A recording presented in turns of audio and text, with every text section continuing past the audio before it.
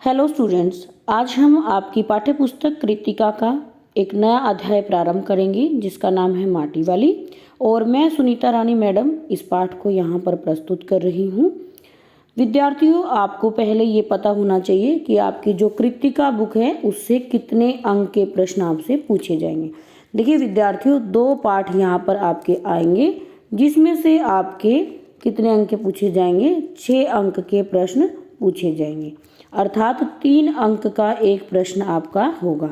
आज ही हम दूसरा अध्याय पढ़ रहे हैं। आज आपका कितने अंक का काम आप करने जा रहे हो? 3 अंक का काम यहाँ पर करने जा रहे हो।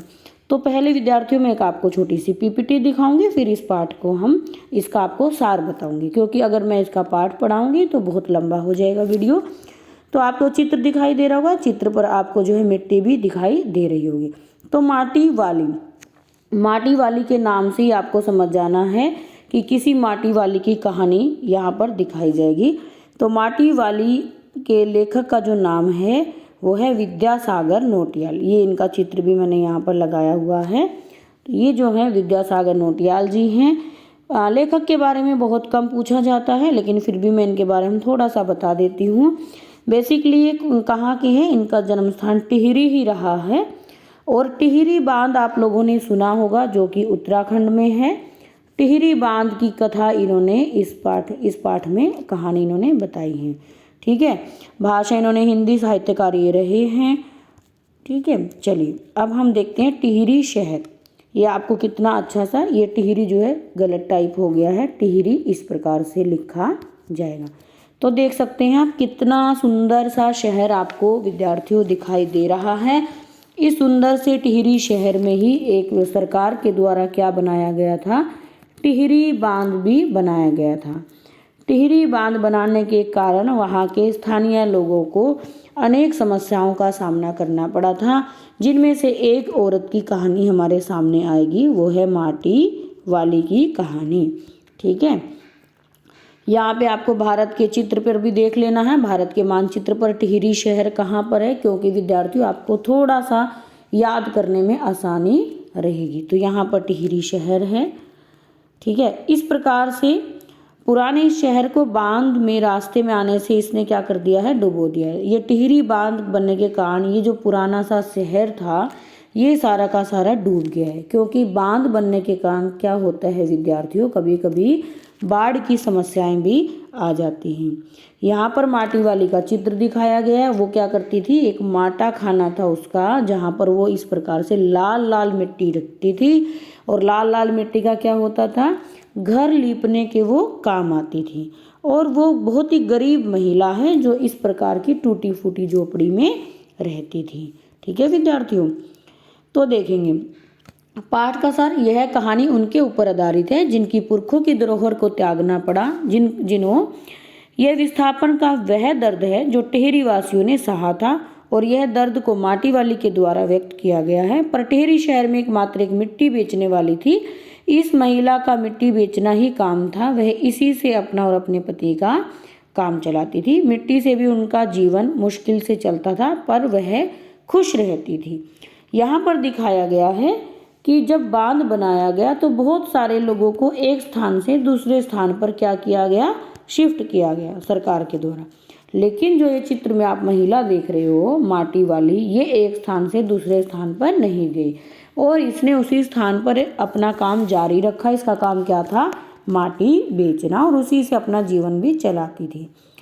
वह महिला उस जगह लगभग हर घर में मिट्टी का देने का काम करती थी। मिट्टी से क्या होता था, चूल्हे चौके की लिपाई होती थी और घरों की दीवारों की भी लिपाई पुताई होती थी।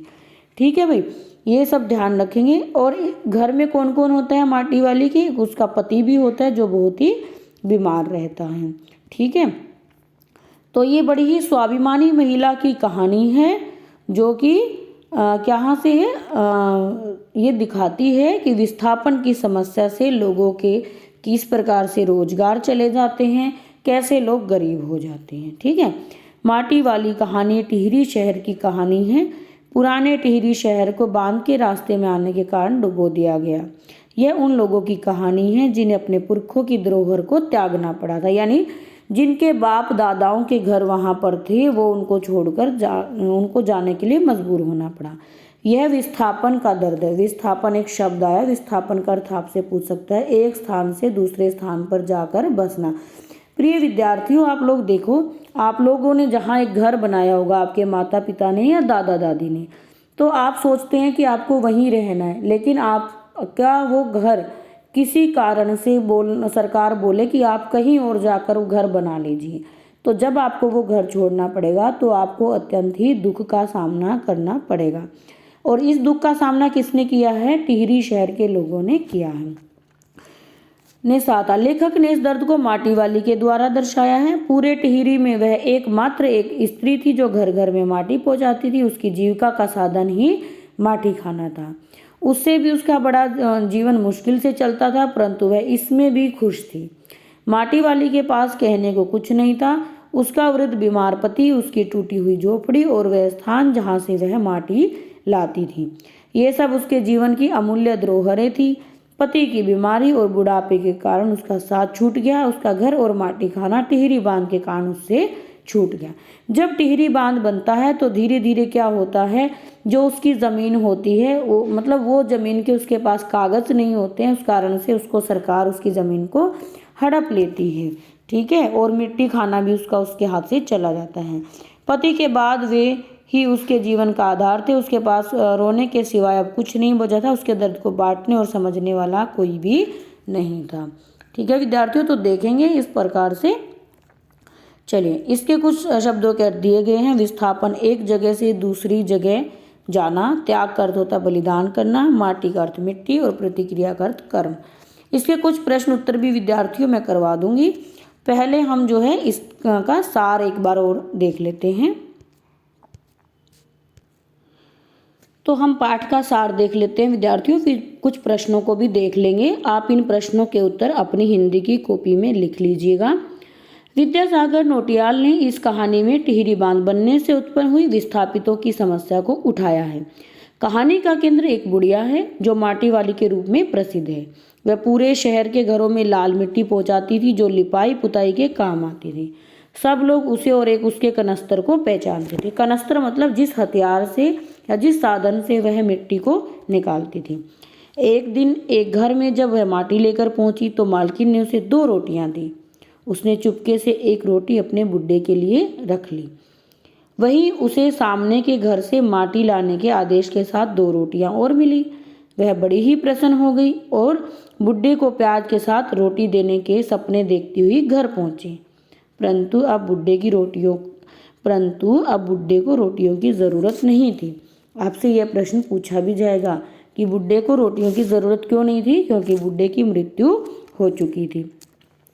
टिहरी बांध के पुनर्वास अधिकारी ने बुढ़िया से घर का प्रमाण पत्र मांगा, पर वह तहसील से उसे लाने में असमर्थ थी, क्योंकि बुढ़िया बेचारी अनपढ़ थी विद्यार्थियों। उसे नहीं पता था कि जमीन का कोई प्रमाण पत्र भी होता है, तो वह उसको नहीं ला पाई।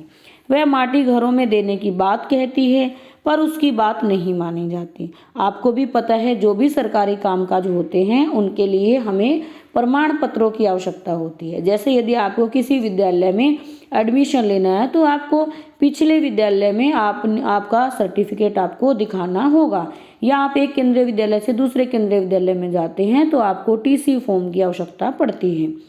उसी प्रकार से यहाँ पर जब टिहरी बांध बन रहा था तब बुढ़िया से उसकी ज़मीन के लिए क्या मांगे गए? कुछ प्रमाण पत्र मांगे गए जो उसके पास नहीं थे। वह माटी घरों में देने की बात ही कहती रही, पर उसकी बात नहीं मानी गई। अब माटी वाली के सामने खाने की समस्या उत्पन्न हो जाती है। टिहरी बांध की कुछ सुरंगों को बंद करने से शहर में क्या भर जाता है? पानी भरने लगता है। लोग घरों को छोड़कर क्या करते हैं? भागने लगते हैं।